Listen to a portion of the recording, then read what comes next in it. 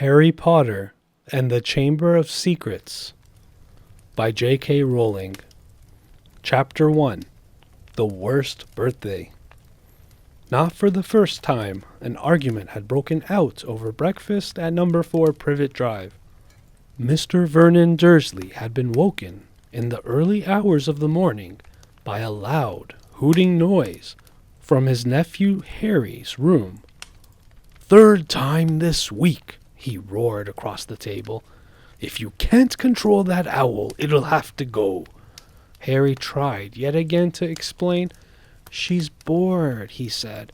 "She's used to flying around outside. If I could just let her out at night." "Do I look stupid?" snarled Uncle Vernon, a bit of fried egg dangling from his bushy mustache. "I know what'll happen if that owl's let out." He exchanged dark looks with his wife, Petunia.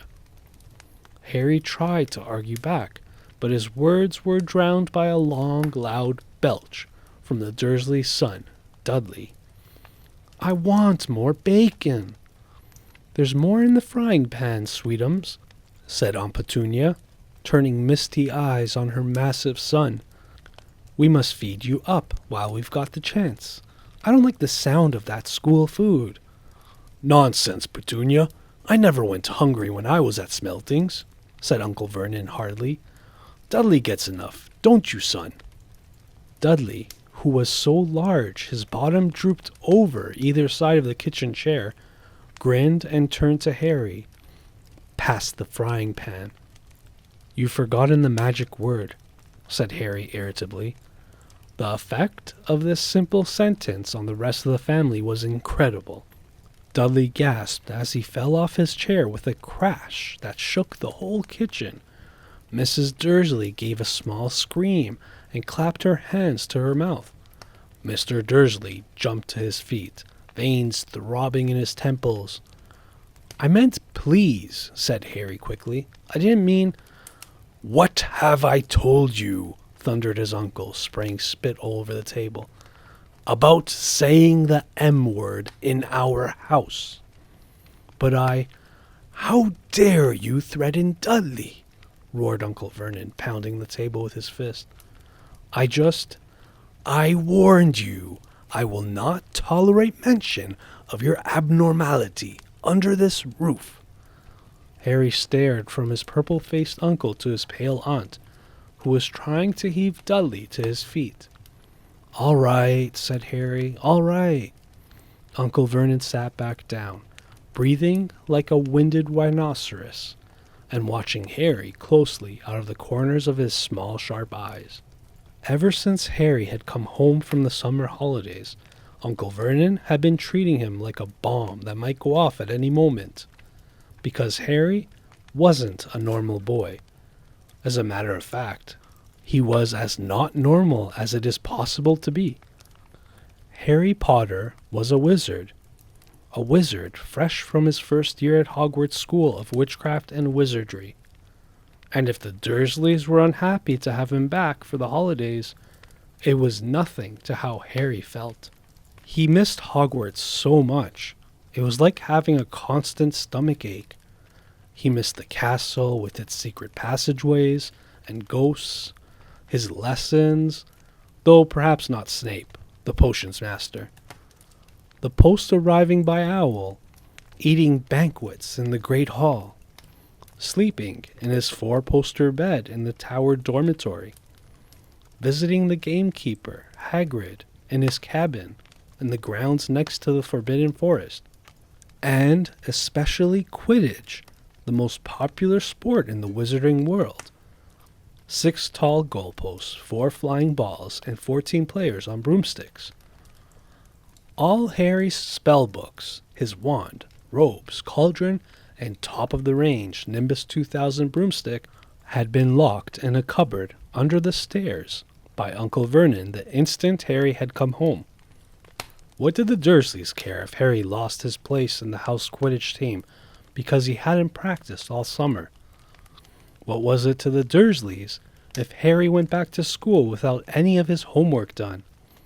The Dursleys were what wizards called muggles, not a drop of magical blood in their veins.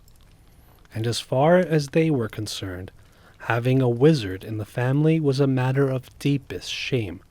Uncle Vernon had even padlocked Harry's owl, Hedwig, inside her cage to stop her carrying messages to anyone in the wizarding world.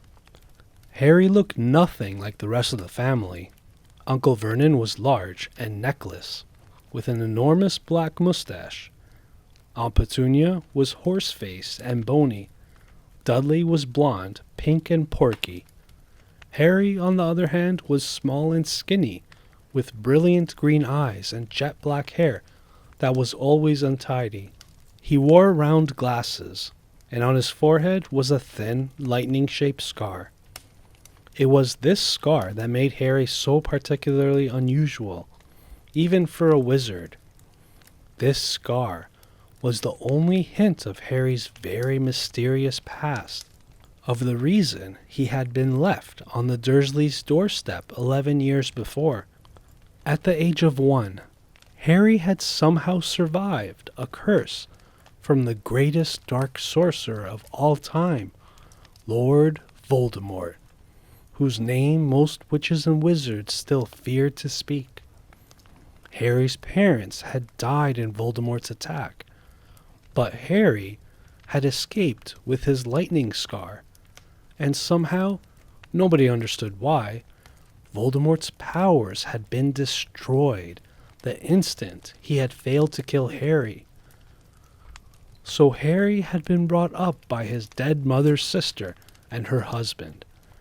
He had spent 10 years with the Dursleys, never understanding why he kept making odd things happen without meaning to, believing the Dursley story that he had got his scar in the car crash which had killed his parents. And then, exactly a year ago, Hogwarts had written to Harry, and the whole story had come out. Harry had taken up his place at wizard school, where he and his scar were famous. But now the school year was over, and he was back with the Dursleys for the summer. Back to being treated like a dog that had rolled in something smelly. The Dursleys hadn't even remembered that today happened to be Harry's 12th birthday. Of course, his hopes hadn't been high. They'd never given him a proper present, let alone a cake, but to ignore it completely. At that moment, Uncle Vernon cleared his throat importantly and said, "Now, as we all know, today is a very important day." Harry looked up, hardly daring to believe it. "This could well be the day I make the biggest deal of my career," said Uncle Vernon. Harry went back to his toast. Of course, he thought bitterly, Uncle Vernon was talking about the stupid dinner party. He'd been talking of nothing else for a fortnight. Some rich builder and his wife were coming to dinner, and Uncle Vernon was hoping to get a huge order from him. Uncle Vernon's company made drills. "I think we should run through the schedule one more time," said Uncle Vernon. "We should all be in position at 8 o'clock. Petunia, you will be—" "In the lounge," said Aunt Petunia promptly, "waiting to welcome them graciously to our home." "Good, good. And Dudley?" "I'll be waiting to open the door." Dudley put on a foul, simpering smile. "May I take your coats, Mr. and Mrs. Mason?" "They'll love him," cried Aunt Petunia rapturously. "Excellent, Dudley," said Uncle Vernon. Then he rounded on Harry.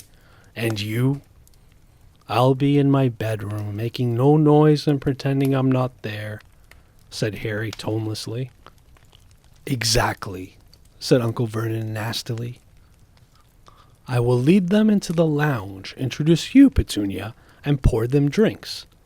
At 8:15, I'll announce dinner," said Aunt Petunia.